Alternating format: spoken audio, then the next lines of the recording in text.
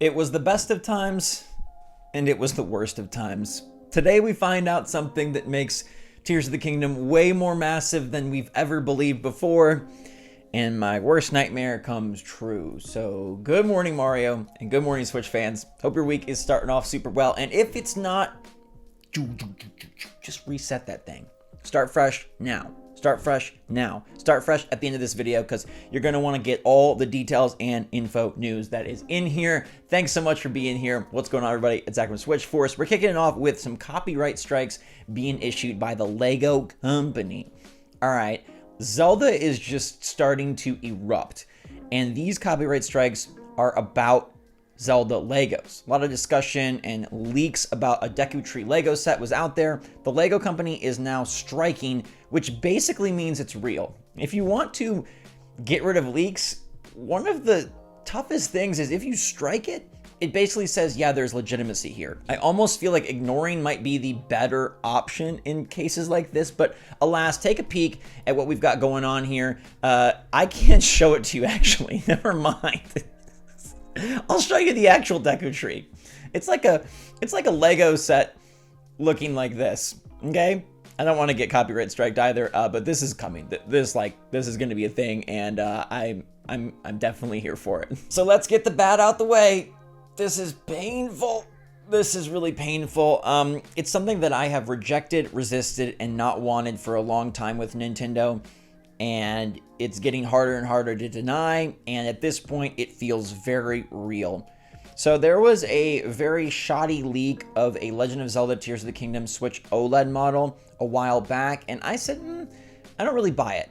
And then after Nintendo did not announce it in their most recent February Direct, I said, okay, maybe it's not happening. And the reason I'm so attached to this not happening is because a new Switch OLED model basically indicates like there's no new Switch coming anytime soon. Why would Nintendo drop a special edition? And, oh wait, they've done that before. It doesn't necessarily mean that there's not one coming, but it really removes a lot of the possibility, I believe. Today we have somehow, some way, a Twitter user has accessed promotional images of the Zelda Tears of the Kingdom Switch OLED, and these look very real. These are the highest res, best looking shots we've had yet of this system. And I mean, it's hard to complain because it looks freaking sweet. That dock is everything. I prefer the right Joy-Con heavily over the left Joy-Con, but I do love what we have going on here. And you can see in these shots, like, it's just nice to look at. It is a pretty system. I'm curious what the back looks like, but that dock is just chef's kiss. The dock is beautiful. The death of the Switch Pro, maybe less so, but I bet this gets announced very soon. Probably, it's got to be in March. It's got to be soon. It's got to be in March. But yeah, will you pick this up? Does it bum you out? Did you know it was real all along? I guess this still could be like a very incredible, immaculate Photoshop job done based on the previous leaked picture, but I think it's just real. I think it's just real, and with so much popping up about Zelda Tears of the Kingdom right now, it feels like the floodgates are about to open. It's getting me so excited.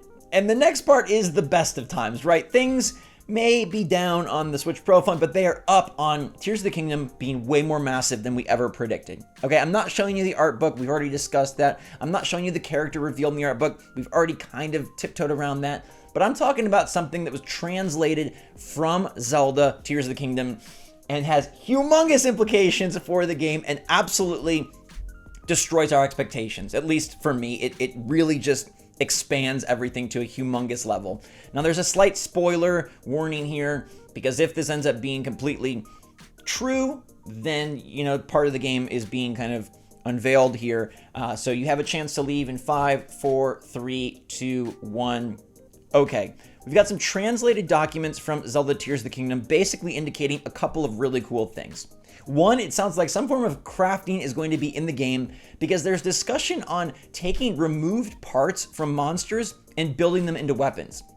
Now this correlates with a page in the art book where it looks like stuff on the enemies' heads is being converted into weaponry, which sounds incredibly awesome. I love the idea of taking those monster parts and actually building weapons out of them. That seems fantastic. And somehow this is not even the biggest part of what has been leaked out there. Yes, we know that Tears of the Kingdom will be a bigger game, but one thing we've wondered is like, how do they expand dramatically if they're utilizing mostly Hyrule, some Sky, and what seems to be a very similar look and feel. Like, how are they going to really distinguish this and justify the last 6 years of game development and make this like a true successor to the biggest Zelda ever? One way we discussed yesterday was dungeons, and I talked about how it seems like based on artwork and even more artwork that has come out since that dungeons are looking like they're going to be in. The shrines are not there, at least in any of the art book materials, but this might be even better and bigger than that, because there is a translated part of the art book that reads like this, okay? This is slightly shoddy in terms of translation. It's always difficult when you go from Japanese to English, but here we go. Tears of the Kingdom. This game has not only the sky, but also the earth and the bottom, as well as the Lilliput and the sea bottom. Pause. A lot to digest, but the hairs on my arms are just all tingly. Okay, so the sky, the earth, and the bottom. I don't know what the bottom is, but the Lilliput. What is that, and what does that translate to? Well, it's not anything directly from Zelda, but if you quick Google search Lilliput, that is giving you the mystical place in Gulliver's Travels where the tiny people reside. Starting to put this together, there is a picture of mushrooms unveiled in the art book, and Link is looking really little. Now, basically, if you're not getting my drift, this would indicate that the world of the Minish is going to be incorporated into Tears of the Kingdom. Now, this is not too far-fetched of a crazy idea, considering they were initially intended to be in Breath of the Wild, and they weren't able to get it done. But if we have the earth of Hyrule, the sky of Hyrule, the sea of Hyrule, and a world of the tiny Minish people, and there is art of said people to back it up, at least what looks like said people in the art book, this game would be absolutely incredible. I think maybe there's no coincidence that GBA dropped, and they drop Minish Cap onto Nintendo Switch to kind of prep the waters for you in a couple of months to reintroduce yourself to these tiny mushroom people. If Tears of the Kingdom actually houses many different realms and many different areas to explore, the sea bottom, the sky, the earth, and the Minish, that would dramatically increase the size and scope of this game to something that we kind of can't really imagine. I don't know how big each area would be, but think about it. If we're going sky, sea, tiny, big, I mean, where does this game end? And then it talks about the player is free in this game and can assemble any weapon with the parts dropped by the monster. The resources on a word that doesn't really make sense, but it seems like it's Hyrule, can assemble props to complete the game purpose, building weapons out of enemies, traveling to visit the Minish, absorbing yourself into the rock to shoot up into the sky, riding things backwards through time, reversing balls rolling down hills, and absolutely destroying with your mystical arm, dragons, Zelda worried, Ganon gone crazy, and more, not to mention the Zonai people. This game is shaping up to be insane. Perhaps it's fine that Nintendo has kept everything under wraps because it's just that darn exciting, and rather than the possibility that maybe it's going to disappoint, it actually is just going to blow us away. Now, these are leaks, these are rumors at this point, but they are being drafted from the Nintendo official Legend of Zelda Tears of the Kingdom art book, and given the shots of the mushrooms, the shot of the mushroom people, and this translated text about the world of the Lilliput, which is sort of like the best, closest approximate translation of like tiny little people to English, I am insanely excited.